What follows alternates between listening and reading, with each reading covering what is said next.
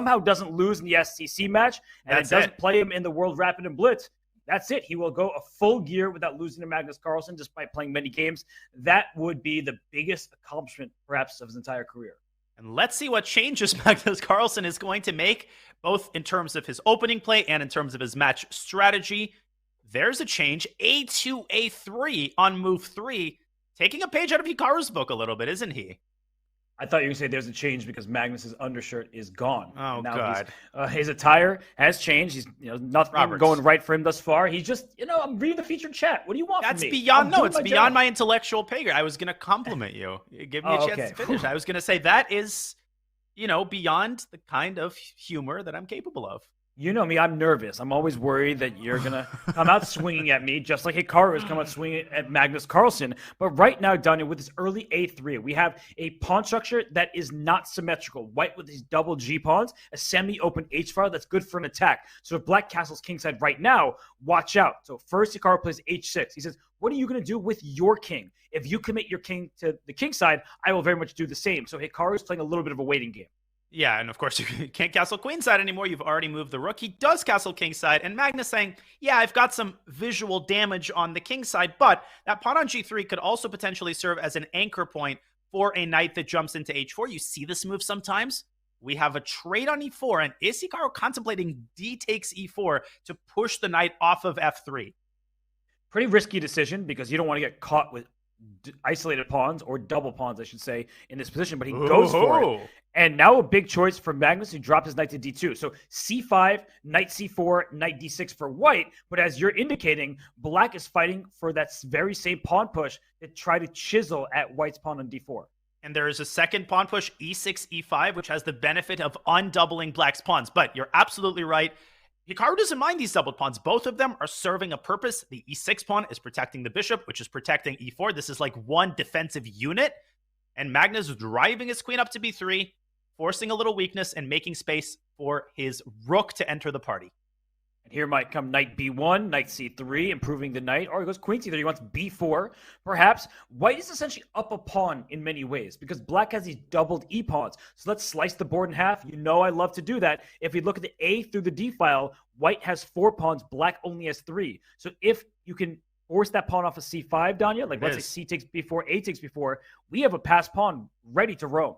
HIKARU is going to keep this pawn on c5 as long as it is humanly possible to do so. One idea that you can't fall asleep on, right? The bishop on e2 right now is serving a very important purpose. It's preventing the knight from jumping out to g4. Otherwise, I could play knight g4 and then queen g5, h5. And before you know it, you actually could end up paying the price for that open h file. Magnus keeping, as you said, chiseling away at Black's pawns and creating for himself a mega pass pawn and a big square on d4 for his knight.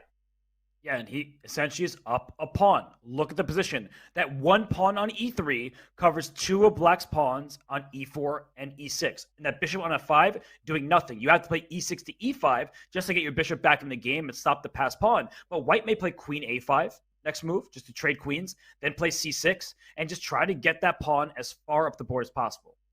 This is a very nasty position for HIKARU, and for a change, he is the one down a minute on the clock. And Robert, it's hard to overstate what a first game win in this segment will do for Magnus's confidence and his verve. Yes, and you see HIKARU grimacing. He's like, this position is really bad. And the worst part for him, we know how good he is at defense. There's like no defense here. It's like you see what's coming, it's going to happen, and there's nothing active that Black can do. So HIKARU is down to 45 seconds. He's in big time trouble, and his position just stinks. Trying to drum up some counterplay. Magnus saying, no such luck. I'm not engaging at all. Maybe rook d1 can be tried, but the problem is that even if the rooks are off the board, that might actually help white because the knight is more than capable of seeing the pawn through to promotion. HIKARU has to keep the pieces on the board, and he does. And queen a5 here is still possible. He goes queen a4, doesn't want to trade the queens just yet because the queens are terrible blockading pieces. Yeah. So knight c5, knight a6 is the threat. Knight c5 now drops the pawn on c6, so you can't get away with that. So I think maybe bring the knight back to d2 and go after the e4 pawn. But maybe c6 was a little bit hasty. It was such a tempting move, but HIKARU is pretty close to going bishop e6, d5, and we know what he's capable of in these types of positions. I'm more worried about his clock, the combination of the passed pawn and the 20 seconds on his clock. If Magnus doesn't win this, Robert, if Magnus C5. doesn't win this. I think rook c5. That way your pawn at c6 is defended. You stop knight d5. You can play Great knight call. c4 next. I think it's a really strong move. And that way your passed pawn is safe and sound. You can also play queen a5 to immobilize black's rooks, but whatever you do, don't start with knight c4 and blunder the pawn on c6. And look at how much time Magnus has. He's just playing much quicker. Now, knight g4 for black. If you can get your queen over to h5, you'll deliver a checkmate. The problem is the queen on c7 is doing an important job. It's blockading the passed pawn. What are you talking about, Robert? Just queen c7 to h5. It's not that complicated. It looks a little complicated, but e5 is in trouble. Hikaru in trouble in the clock. And he's made both of our moves, queen a5 and then rook c5. But he needs that final push to get the queen off of c7 and get the pawn through. Yes, so g6 played here. What's happening? You can rook c5, you can take e5, but the c6 pawn then gets in trouble. Yeah, Magnus taking his time. He's now below a minute, and we know what step one is for Hikaru. Get Magnus under 30 seconds, and no such luck. He's playing so confidently as he massages black's weaknesses, but here comes Hikaru's rook. It's not over yet. It isn't, because queen e5, you swap, because rook e5, you traded queens, there's rook c1 at the end. Now, c7, queen d1, okay. Oh, well, rook f1 and queen d1 is almost made. There is queen e1, though. I think you can just push. So wait, no. c7, queen d1? Queen c4? I love that move. Love the move rook b5. Oh, the only move to win, apparently, according to the engine. And Hikaru's just going to lose on time. And the reason why rook b5 was so good